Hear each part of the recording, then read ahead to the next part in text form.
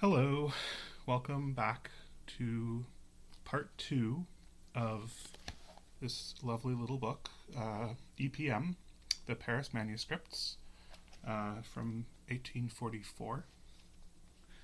Last time we made it to page 25, and so today we're going to try to make it to page 32. Hopefully things will heat up a little bit at this point. So, here we go.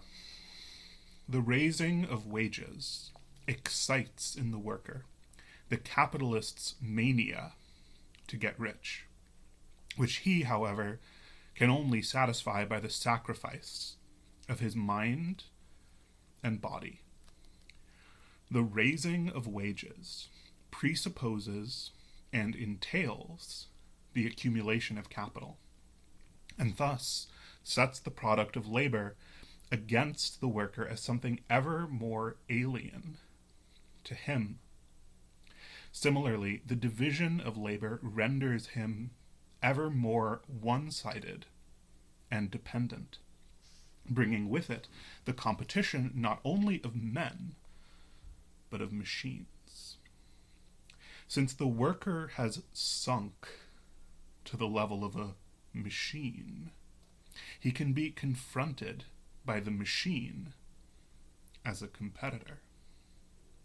Finally, as the amassing of capital increases the amount of industry, and therefore the number of workers, it causes the same amount of industry to manufacture a greater amount of product, which leads to overproduction, and thus either ends by throwing a large section of workers out of work, or by reducing their wages to the most miserable minimum. Such are the consequences of a condition of society most favorable to the worker, namely, of a condition of growing, advancing wealth. Eventually, however, this state of growth must sooner or later reach its peak. What is the worker's position now? This is a quote from Smith. For the maintenance of the given number of workers, and as the country would already be sufficiently populated, this number could not be increased. The surplus would have to die. Thus, in a declining state of society, increasing misery of the worker in an advancing state, misery with complications, and in a fully developed state of society, static misery. Since, however, according to Smith, a society is not happy, of which the greater part suffers, yet even the wealthiest state of society leads to this suffering of the majority. And since the economic system, and in general, a society based on private interest, leads to this wealthiest condition, it follows that the goal of the economic system is the unhappiness of society. Concerning the relationship between worker and capitalist, one should add that the capitalist is more than compensated for the raising of wages. Sorry, my nose is dripping. For the raising of wages by the reduction in the amount of labor time, and that the raising of wages and the raising of interest on capital operate on the price of commodities, like simple and compound interest, respectively. Let us put ourselves now wholly at the standpoint of the political economist, and follow him in comparing the theoretical and practical claims of the workers.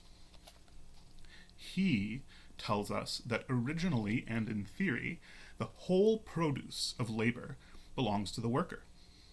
But at the same time, he tells us that in actual fact, what the worker gets is the smallest and utterly indispensable part of the product, as much only as is necessary for his existence, not as a man, but as a worker, and for the propagation not of humanity, but of the slave class of workers.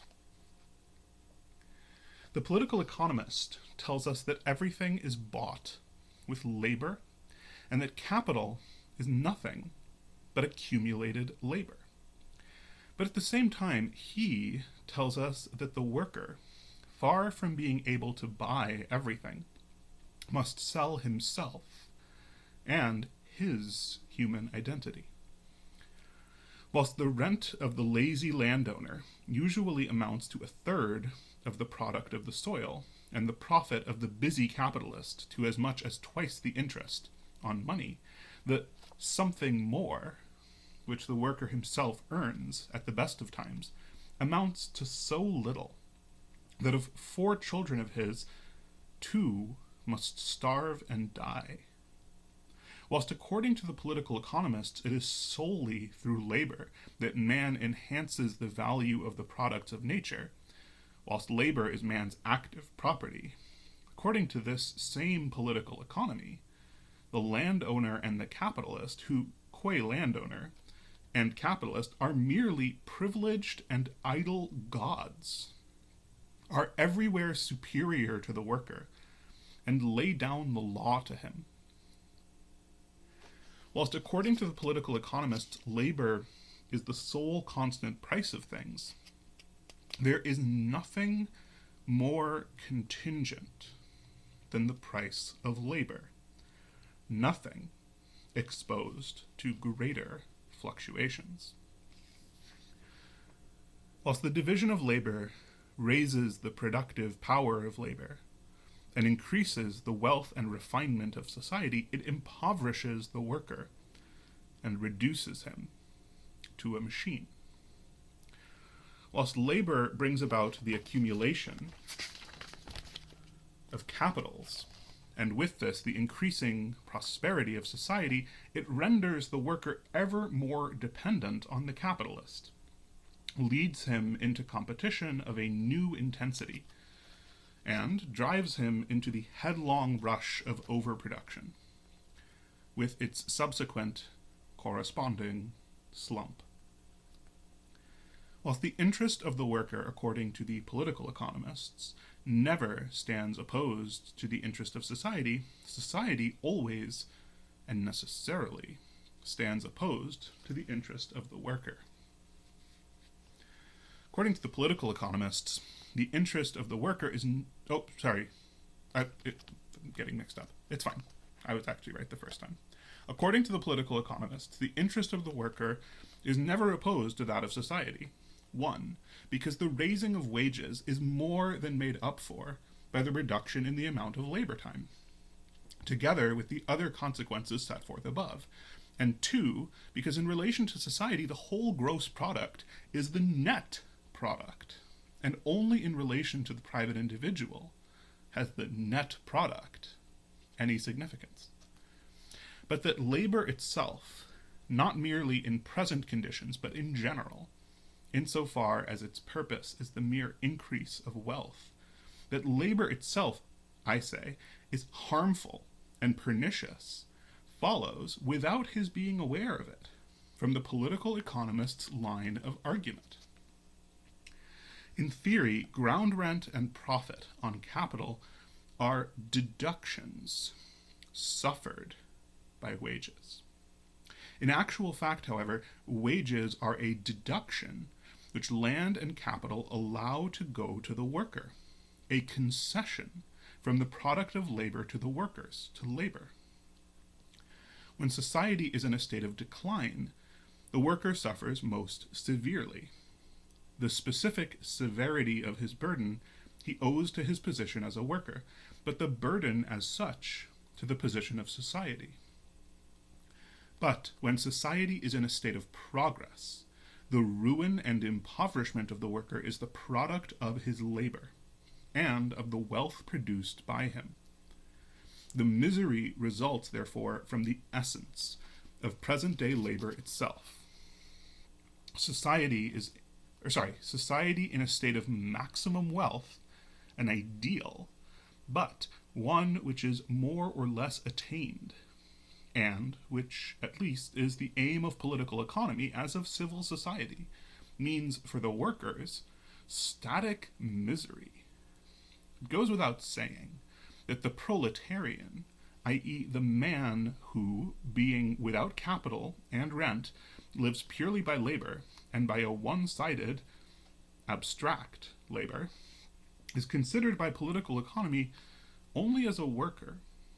Political economy can therefore advance the proposition that the proletarian, the same as any horse, must get as much as will enable him to work. It does not consider him, when he is not working, as a human being, but leaves such consideration to criminal law, to doctors, to religion, to the statistical tables, to politics, and to the workhouse beetle. Let us now rise above the level of political economy and try to answer two questions on the basis of the above exposition, which has been presented almost in the words of the political economists. 1. What in the evolution of mankind is the meaning of this reduction of the greater part of mankind to abstract labor? 2. What are the mistakes committed by the piecemeal reformers who either want to raise wages and in this way to improve the situation of the working class, or regard equality of wages, as Proudhon does, the goal of social revolution? In political economy, labor occurs only in the form of wage-earning activity. Now this is a long quote, a very long quote, and it comes, I believe, from somewhere. Anyway, here's the quote. It can be asserted that those occupations which presuppose specific talents or longer training have become, on the whole, more lucrative, whilst the proportionate reward for mechanically monotonous activity in which one person can be trained as easily and quickly as another has fallen with growing competition and was inevitably bound to fall. And it is just this sort of work which in the present state of the organization of labor is still by far the commonest.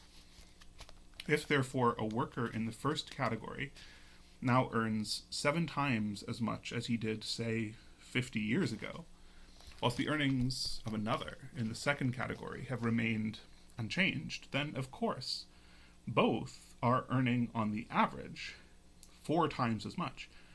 But if the first category comprises only 1,000 workers in a particular country, and the second 1,000,000, then 999,000 are no better off than 50 years ago.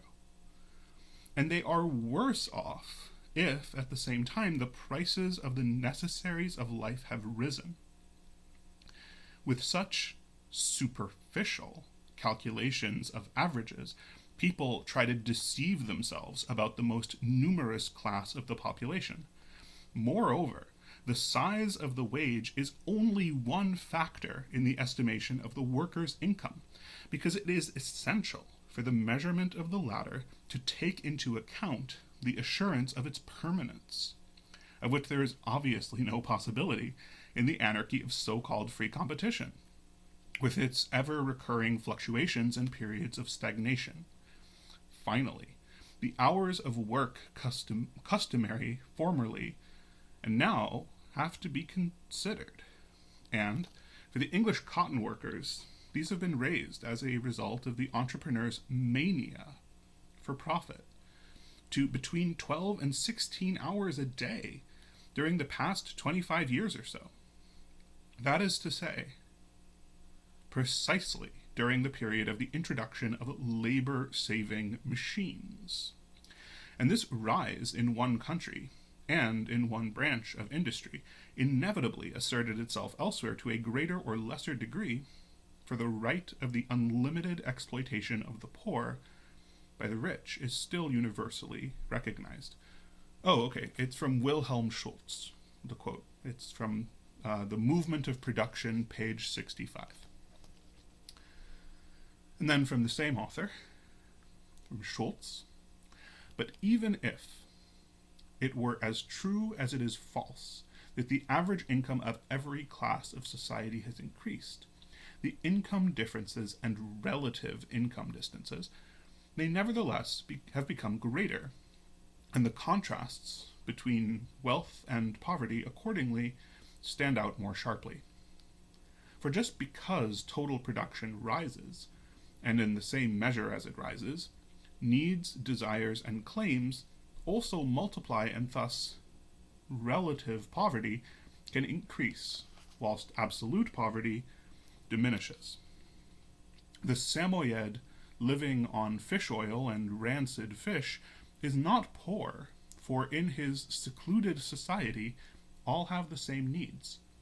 But in a state that is forging ahead, which, in the course of a decade, say, increased by a third its total production in proportion to the population, the worker who is getting as much at the end of 10 years as at the beginning has not remained as well off, but has become poorer by a third. And that's page 65 to 66. So that's the end of the Schultz quote. So back to Marx. But political economy knows the worker only as a working animal, as a beast, reduced to the strictest bodily needs. Now, another Schultz quote. To develop in greater spiritual freedom, a people must break their bondage to their bodily needs. They must cease to be the slaves of the body. They must, therefore, above all, have time at their disposal for spiritual, creative activity and spiritual enjoyment. The developments in the labor organism gain this time. Indeed, with new motive forces and improved machinery, a single worker in the cotton factories now not infrequently performs the work formerly requiring 100 or even 250 to 350 workers. Similar results can be observed in all branches of production, because external natural forces are being compelled to participate to an ever greater degree in human labor. If the satisfaction of a given amount of material needs formerly required a certain expenditure of time and human effort, which has later been reduced by half, then, without any loss of material comfort, the scope for spiritual activity and enjoyment has been simultaneously extended by as much. But again, the way in which the booty that we win from old Kronos himself in his most private domain is shared out is still decided by the dice throw of blind, unjust chance. In France, it has been calculated that at the present stage in the development of production, an average working period of 5 hours a day by every person capable of work could suffice for the satisfaction of all the material interests of society. Notwithstanding the time saved by the perfecting of machinery, the duration of the slave labor performed by a large population in the factories has only increased. That's from pages 67 and 68. And here's yet another quote from the same author. The transition from compound manual labor rests on a breaking down of the latter into its simple operations. At first, however, only some of the uniformly recurring operations will devolve on machines, while some devolve on men. From the nature of things and from confirmatory experience, it is clear that unendingly monotonous activity of this kind is as harmful to the mind as to the body. Thus, this combination of machinery with mere division of labor among a greater number of hands must inevitably show all the disadvantages of the latter. These disadvantages appear, among other things, in the greater mortality of factory workers.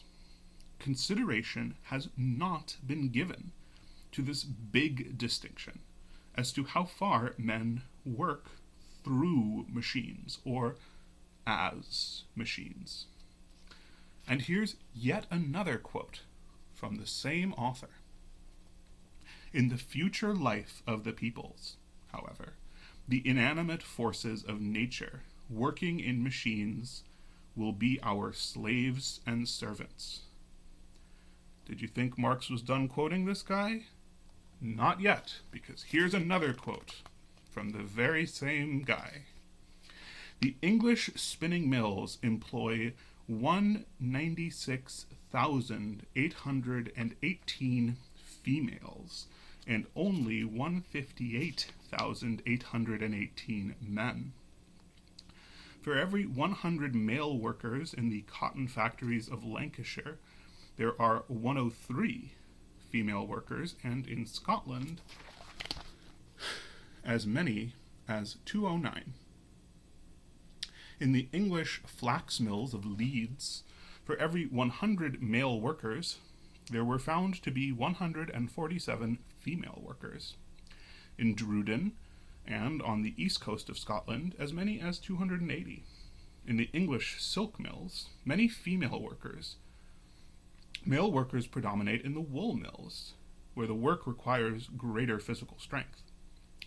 In 1833, no fewer than 38,927 females were employed alongside 18,593 men in the North American cotton mills. As a result of the changes in the labor organism, a wider sphere of gainful employment has thus fallen to the share of the female sex. Women now occupying an economically more independent position, the two sexes drawn closer together in their social conditions. Here's another quote, same author, of course. Working in the English steam and water-driven spinning mills in 1835 were 20,558 children between the ages of 8 and 12, 35,867 between the ages of 12 and 13, and lastly, 108,208 children between the ages of 13 and 18.